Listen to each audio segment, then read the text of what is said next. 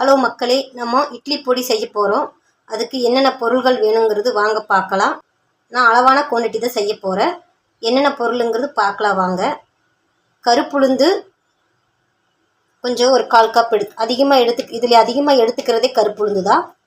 கொள்ளு சிறிதளவு, கடலைப்பருப்பு, எள்ளு, பொட்டுக்கடலை, குறுமிளகு, கருகாப்பிலை, வெள்ளைப்பூண்டு, ஜீரகம், வரமிளகா, தேவையான அளவு வரமிளகா, நம்ம காரத்துக்கேற்ப.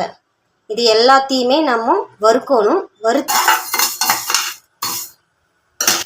உளுந்து நல்லா வறுபட்டுருச்சு. இதுக்கப்புறம் நம்ம எடுத்து போட்டுடலாம். இது கூட நம்ம கொள்ளுப்பருப்பு ஆட் பண்ணிக்கலாம்.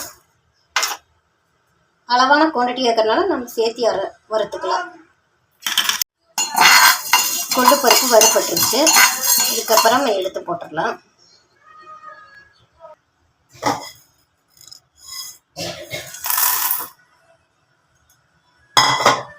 இப்போ நம்ம தேவையான இந்த பொருள்கள் அத்தனையுமே நம்ம எல்லாம் ஒன்றா போட்டு வறுத்துக்கலாம்.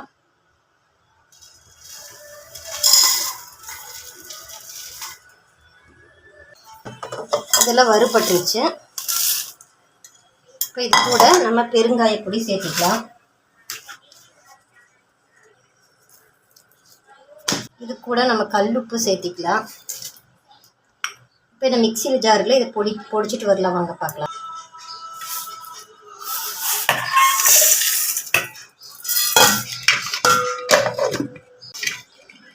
கலர் கம்மியாக தான் இருக்கும். நம்ம உங்களுக்கு வேணும்னா காஷ்மீர் மிளகா சேர்த்து வாங்க. பிளேட்டில் இட்லி போட்டாச்சு.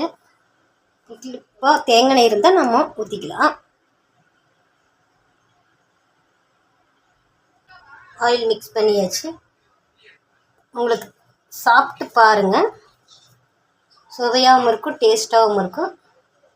இட்லி பொடி எப்படி செய்கிறதுங்கிறது எனக்கு தெரிஞ்சது. நீங்கள் செஞ்சு பாருங்கள், ட்ரை பண்ணி பாருங்கள். ஏதாவது டவுட்னால் கமெண்ட் பண்ணுங்கள்.